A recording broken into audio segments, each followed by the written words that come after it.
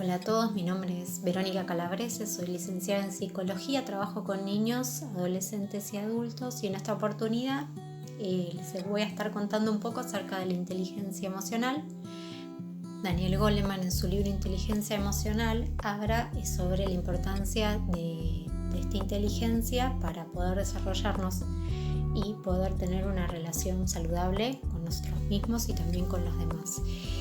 Él habla de diferentes capacidades que estarían dentro de esta inteligencia emocional. Una de ellas tiene que ver con la conciencia emocional, que justamente se relaciona con la capacidad de poder darnos cuenta de las emociones que nosotros mismos vamos teniendo, ser conscientes de cada una de esas emociones. Otra que tiene que ver con la regulación emocional y poder justamente regular su intensidad y expresarlas de forma adecuada. También menciona las habilidades sociales, que es este conjunto de habilidades que permiten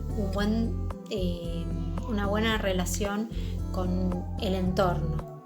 Entre ellas estaría la empatía, que es esta habilidad que nos permite ponernos en el lugar del otro.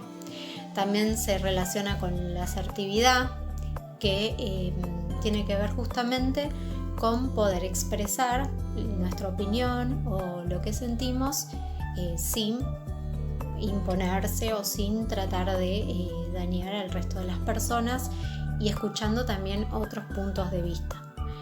Desde esta concepción podría decirse que una persona con buena inteligencia emocional es aquella que puede conocerse a sí mismo, que puede pensar antes de actuar. ¿Esto qué quiere decir? Que no se deja llevar constantemente por los impulsos y que también puede expresar su opinión o su punto de vista sin tener que recurrir a la agresión hacia los demás.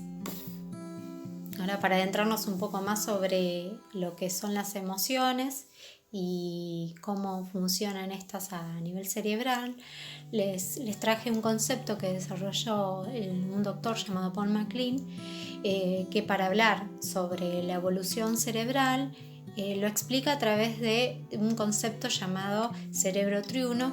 Él propone como una división simbólica de 3 capas a nivel cerebral. La primera, que es el cerebro reptiliano, que es el más primitivo, que está relacionada con las funciones más automáticas para poder sobrevivir, que tiene que ver con la regulación de la respiración, el poder alimentarnos, también el poder, los mecanismos de huida o de escape. Después vamos a un segundo nivel que tiene que ver con el cerebro límbico, donde están las emociones más intensas, y por último lo que tiene que ver con el neocórtex, que es la última etapa de la evolución y que es lo que nos caracteriza y lo que nos define como humanos, lo que nos diferencia de otro tipo de especies, justamente, que tiene que ver con la capacidad de razonar, de poder planificar, de justamente poder resolver conflictos, ¿sí? Todo lo que tiene que ver con la creatividad, con la flexibilidad. El cerebro es una unidad que funciona en red, tanto en la parte racional como la emocional y la parte que nos permite sobrevivir tienen que estar conectadas para que todo fluya de forma armónica. Ahora les quiero contar por qué les hablé de este concepto del cerebro triuno, porque ante una emoción muy intensa el cerebro emocional responde con más rapidez. ¿Por qué? Porque busca justamente protegernos, entonces se pone en contacto con la parte más instintiva y a partir de ahí se desarrollan respuestas de lucha o también de huida, ¿sí? Las emociones en este momento toman el mando, sin dejar justamente que por ahí la parte racional o la parte reflexiva pueda entrar en juego, ¿sí? Es por eso que muchas veces en estas situaciones, sobre todo con el tema de la pandemia y del aislamiento social, nosotros podemos ver esta situación como un peligro inminente y se van a poner en juego mecanismos que tienen que ver muchas veces con conductas tendientes a la lucha, o a veces conductas más de tipo evitativas, que tienen más que ver con la ansiedad, porque bueno, el cerebro justamente está trabajando y en conjunto con el organismo intentan defenderse de una situación que perciben como una amenaza inminente. Bueno, el primer tip tiene que ver con tomar más conciencia de nuestras propias emociones, ¿sí? Prestar atención sobre las reacciones que se dan a nivel corporal cuando, por ejemplo, nos estamos enojando. Prestar atención a cómo está nuestro cuerpo, ¿sí? Cómo está nuestro corazón, si está más acelerado, cómo está nuestro cuerpo, si estamos en tensión. Poder ir detectando estas reacciones que a nivel corporal se van dando para de alguna manera ir conociéndonos y también anticiparnos a una posible reacción de las cuales después nos podamos arrepentir. O sea, primero ponernos en contacto con lo que va pasando en nuestro cuerpo en relación a las emociones que vamos sintiendo, ¿sí? Para que de esta manera poner en acción otro tipo de respuestas que no sean solamente reaccionar ante la emoción, sino más bien respuestas en donde pueda mediar nuestra parte más evolucionada o la parte de la neocorteza, ¿sí?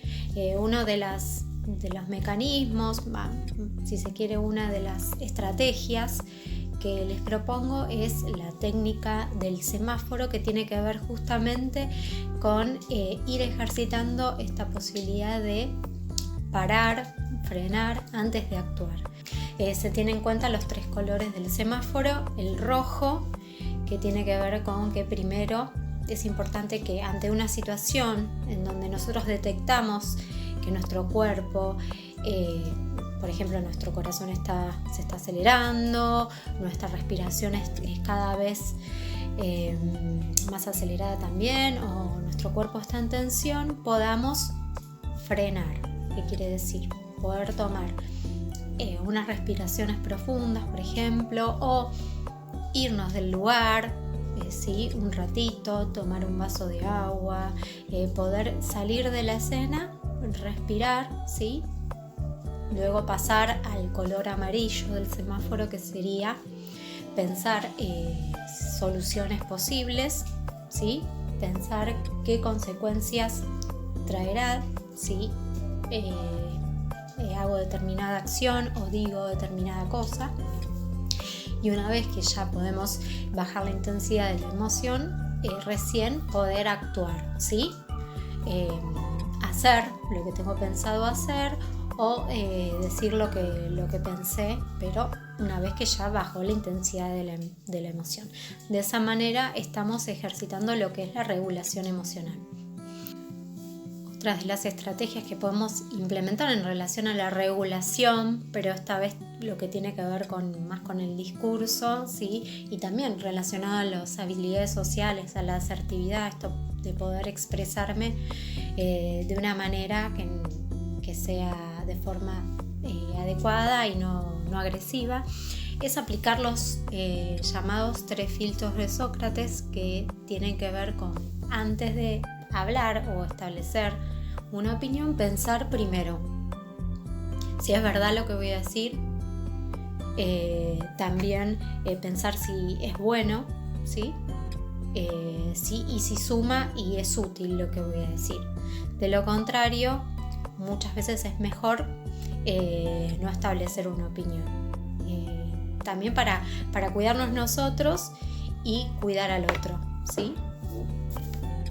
Bueno, finalmente les voy a hablar en relación a la regulación y la regulación emocional y el estrés.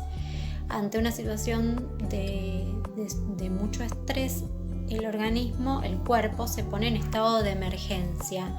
Es como si se disparara una alarma que hace actuar al cuerpo en consecuencia, ¿sí?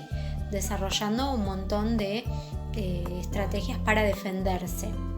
Es importante que en esta situación particular de pandemia nosotros comencemos a ejercitar todo lo que tiene que ver con actividades de autocuidado, que justamente son moderadoras del estrés y que nos ayudan a segregar sustancias que tienen que ver con la felicidad y con la calma.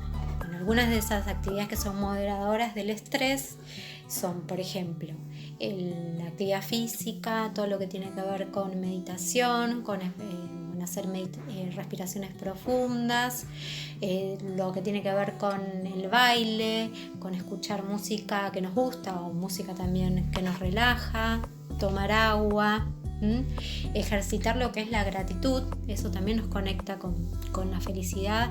Por ejemplo, al final del día agradecer 2 o 3 cosas que nos hayan pasado, o también hacer algo por alguien, ¿sí? Todo esto va a ayudar y va a moderar un poco el estrés. También cambiar el foco, poder hacer alguna actividad que nos saque de esos pensamientos por ahí negativos, ¿sí? Siempre es importante que ante una situación de estrés o que nosotros percibamos como desagradable o que dispare nuestra ansiedad, podamos primero tomarnos una pausa, ¿sí? Para poder conectarnos con lo que nos pasa y también sacar el foco del problema en sí y tratar de comenzar a ver o enfocarnos más en lo que son nuestras fortalezas y en lo que nosotros podemos hacer ante esta situación, ¿sí? Para un poco poder darnos cuenta de que nosotros también tenemos herramientas para poder lidiar con esta situación particular. Así que bueno, espero que les haya gustado el video y que haya sido útil para ustedes y les mando un beso grande a todos. Muchas gracias.